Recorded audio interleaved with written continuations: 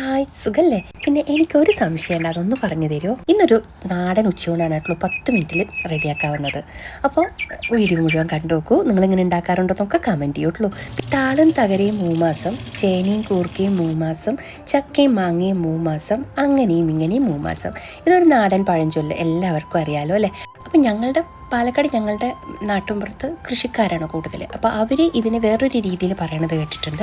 അവിടെ വിരുന്നും മരുന്നും 10 ദിനം, താളും തകരയും 10 ദിനം, വെച്ചിട്ടും വെക്കാണ്ടേയും 10 ദിനം, അങ്ങനെയും ഇങ്ങനെയും 10 ദിനം എന്നൊക്കെ അങ്ങനെ അവരൊക്കെ പറയണത് ഞാൻ കേട്ടിട്ടുണ്ട്. അപ്പോഴും എനിക്കൊരു ഡൗട്ടുണ്ട്, കർക്കിടകം 31 ഉള്ളൂ, ഇങ്ങനെ നോക്കുമ്പോൾ 40 ദിവസം ആവില്ലേന്ന്. പക്ഷേ അങ്ങനെയാണ് പറയാറ്. ദിനം എന്നും അല്ല പറയുക. വിരുന്നും മരുന്നും 10 കട്ട, വെച്ചിട്ടും വെക്കാണ്ടേയും 10 കട്ട, താളും തകരയും 10 കട്ട, അങ്ങനെ ഇങ്ങനെയും 10 കട്ടാന്നോ അങ്ങനെ എന്തുവാണ് പറയാറ്. അപ്പോൾ ഇതിനെപ്പറ്റി കൂടുതൽ അറിയണവർ എനിക്കൊന്ന് പറഞ്ഞു തരണമല്ലോ. ഇത് കുറേ കാലത്ത് എൻ്റെ ഒരു സംശയമാണ്. 40 ദിവസമല്ലേ ഉള്ളൂ, ഇത് 40 ദിവസം ഇല്ലല്ലോ, 31 ദിവസമല്ലേ ഉള്ളൂ എന്ന്. അപ്പോൾ ഇന്ന് നമ്മൾ വയ്ക്കുന്നത് ചുമന്ന ചേമ്പ് കൊണ്ടുള്ള ഒരു കറിയാണ് കേട്ടോ, ഒരു കൂട്ടാനാണ് ഉച്ചയ്ക്ക് കഴിക്കുന്നത്. അപ്പോൾ ഇതുപോലെ നൂലൊക്കെ അതിൻ്റെ തോലൊക്കെ കളഞ്ഞ് മഞ്ഞൾപ്പൊടിയും ഉപ്പും പുളി ഒഴിച്ച് വേവിച്ചു. കുറച്ച് പരിപ്പ് ഞാൻ വേവിക്കാൻ വെച്ചിട്ടുണ്ട്. ഇനി ഇതിലേക്ക് ഒരു മസാല വേണം. അതിന് വേണ്ടി കുറച്ച് ഉലുവ, നമ്മുടെ ഉഴുന്നുപരിപ്പ്, ചെറിയ ഒരു ഉള്ളിയുടെ പകുതി, മറ്റേ ചെറിയ സവാളയുടെ ഒരു പകുതി, ഒരു 4-5 വറ്റൽമുളക്. ഇത് നല്ലോണം വെളിച്ചെണ്ണയിൽ ഇത് നമുക്ക് നന്നായിട്ട് ചുമക്ക വറുത്തെടുക്കണം കേട്ടോ.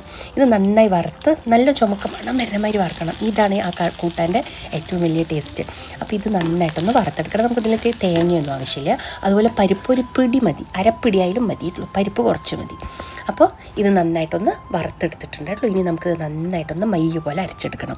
അപ്പോൾ ഈ വെളിച്ചെണ്ണ ബാക്കിയുള്ളത് അവിടെ ഇരുന്നോട്ടെ, നമുക്കതിലേക്ക് വറുത്തിടാൻ കൂടി വേണം. അപ്പോൾ നമ്മളൊരു സവാളയുടെ പകുതിയെ നമ്മളിപ്പോൾ എടുത്തിട്ടുള്ളൂ.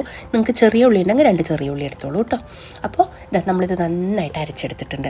അപ്പോൾ ഇവിടെ അല്ലേ നമ്മുടെ നാട്ടിലത്തെ ആ ഭംഗിയുള്ള പച്ച ചേമ്പില്ലേ, അത് കിട്ടില്ല കേട്ടോ. ഇവിടെ ഈ ചുമപ്പാണ് കിട്ടുക. പക്ഷേ ഇത് നല്ല ടേസ്റ്റാണ്, പെട്ടെന്ന് വെന്ത് കിട്ടും. നമ്മൾ ഈ പുളിയിലൊക്കെ വേവിക്കണ കാരണം ഇതിന് ഒട്ടുമേ ഒട്ടും ചൊറിച്ചിലൊന്നുമില്ല അതിന്.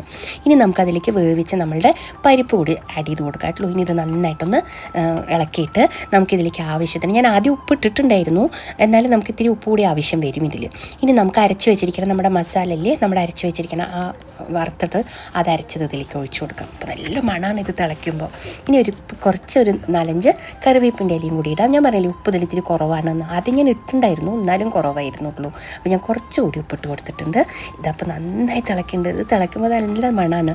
നമ്മൾ വെളിച്ചെണ്ണയിലല്ലേ വറുത്തരച്ചത്, അപ്പോൾ നല്ലൊരു മണമാണത്. ഇനി നമുക്കതിലേക്ക് വറുത്തിടണം. അപ്പോൾ കടുക്, ഉലുവ, നമ്മളുടെ കറിവേപ്പില, ആദ്യം എടുത്തു വെച്ച സവാളയുടെ പകുതി സവാള ഞാൻ മുറിച്ചിട്ടുണ്ട്, 2 വറ്റൽമുളക് ഇട്ടുള്ളൂ. അപ്പോൾ നിങ്ങൾ ചെറിയ ഉള്ളി ഉണ്ടെങ്കിൽ ചെറിയ ഉള്ളി ഇട്ടോളൂ കേട്ടോ. അപ്പോൾ ഇത് നന്നായിട്ട് ചോറൊക്കെ വറുത്തിട്ട് നമ്മുടെ കറിയിലേക്ക് ഒഴിച്ചു കൊടുക്കണം. വളരെ കുറച്ച് എണ്ണ മതി, തേങ്ങ വേണ്ട, ഒരിത്തിരി പരിപ്പ് മതി. നല്ല രസമുള്ളൊരു കൂട്ടാനാണ്. മോരും ചോറിൻ്റെ കൂടെയൊക്കെ ഒഴിച്ച് കഴിക്കാൻ നല്ല ടേസ്റ്റിയാണ്. അപ്പോൾ നമ്മളുടെ ഇനിയിപ്പോൾ നമ്മൾ പുളുങ്കറി എന്ന് വേണമെങ്കിൽ പറയാം, പുളുങ്കറിയാണ് ഒരു സൊറ വെള്ളം പോലത്തെ ഒരു പുളുങ്കറി ഇട്ടുള്ളൂ. അപ്പോൾ ഇതാണ് നമ്മുടെ ഇന്നത്തെ ഒഴിച്ചുകൂട്ടാൻ. അതിൻ്റെ കൂടെ നമ്മളിന്ന് കുമ്പളത്തിൻ്റെ ഇലയും പയറിൻ്റെ ഇലയും നല്ലോണം അരിമണി വറുത്തിട്ടിട്ടുള്ള ഒരു തോരനാണ് കേട്ടോ.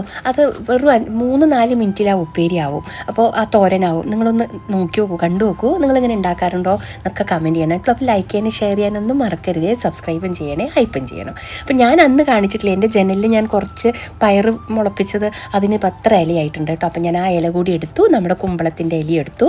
ഇനി ഇതിൻ്റെ കട്ടിയുള്ള ഭാഗമൊക്കെ പിച്ച് കളഞ്ഞു. ഇനി നമ്മളിതിനെ നന്നായിട്ട് ഇതുപോലെ നൈസായിട്ടൊന്ന് അരിഞ്ഞെടുക്കുന്നുണ്ട്, നുറുക്കി വെച്ചിട്ടുണ്ട് കേട്ടോ. ഇപ്പോൾ ഇതാ ഒരു കൊട്ട ഇല ഉണ്ട്, ഇതിപ്പോൾ ഒരു പിടി ഉണ്ടാവുള്ളൂ ഉണ്ടാക്കുമ്പോൾ.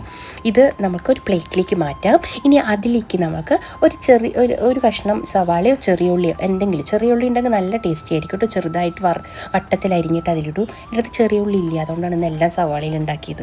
അപ്പോൾ സവാള അരിഞ്ഞിട്ടു, ഒരു 4-5 പച്ചമുളക് അരിഞ്ഞിട്ടു, പിന്നെ നമ്മൾ നാളികേരം ചിരവി വെച്ചിട്ടുണ്ടായിരുന്നു, അതും കുറച്ചിട്ടു, മഞ്ഞൾപ്പൊടി ഇട്ടു, ഉപ്പ് ഇട്ടു. എന്നിട്ട് ഇതിനെ നന്നായിട്ട് കൈയോട്ട് നന്നായിട്ട് മിക്സ് ചെയ്തെടുക്കണം കേട്ടോ.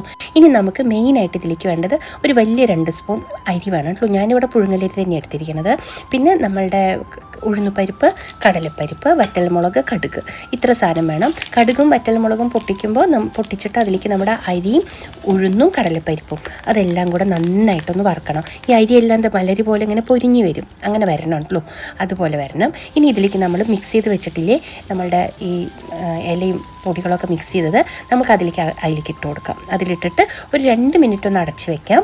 അപ്പോൾ 2 മിനിറ്റ് മതി കേട്ടോ. ഇതൊന്ന് അടച്ച് വെക്കാം നന്നായി ഇളക്കിയതിന് ശേഷം. അപ്പോൾ നിങ്ങളിങ്ങനെ കുമ്പളത്തിൻ്റെ ഇല ഇതുപോലെ ഉണ്ടാക്കാറുണ്ടോ എന്ന് പറയുള്ളൂ. കുമ്പളത്തിൻ്റെ ഇലയും മത്തൻ്റെ ഇലയൊക്കെ പയറിൻ്റെ ഇലയൊക്കെ ഇതുപോലെ അരിമണി നല്ലോണം വറുത്തിട്ടിട്ടൊന്ന് ഉണ്ടാക്കി നോക്കൂ കേട്ടോ. ഉഴുന്നുപരിപ്പൊക്കെ ഇട്ടിട്ട് നല്ല ടേസ്റ്റിയാണ്. അപ്പോൾ നമുക്കിതൊന്ന് മൂടി വെച്ച് വേവിക്കാം. ഇനി ഇത് ഒരു 2 മിനിറ്റ് മതിയിട്ടുള്ളൂ. വെന്തിട്ടുണ്ട് നന്നായിട്ട്. നമുക്കിനി ഇത് ഓഫ് ചെയ്യാം. ഇനി ഇതിൻ്റെ മേലേക്ക് നമുക്ക് കുറച്ച് തേങ്ങ ചെരുവിയത് പച്ചയ്ക്ക് ഇങ്ങനെ വിതറി കൊടുക്കണം കേട്ടോ. നമ്മൾ ആദ്യമേ ഓൾറെഡി ഇട്ടിട്ടുണ്ട്, അത് വെന്തുല്ലോ ആ തേങ്ങ.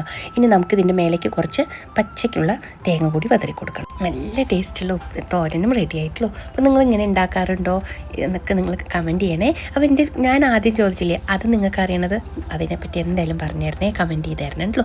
അപ്പോൾ നമുക്ക് നല്ലൊരു വീഡിയോ ആയിട്ട് വീണ്ടും കാണാം.